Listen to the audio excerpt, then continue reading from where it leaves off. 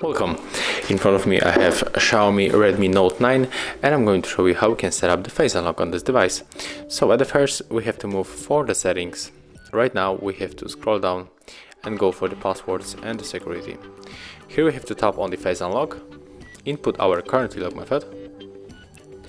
Here we have to read the description, wait a few seconds and then tap on the next.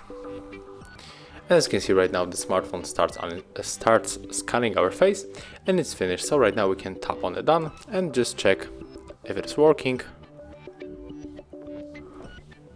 And as you can see, face was detected, so right now we can simply swipe to unlock the device.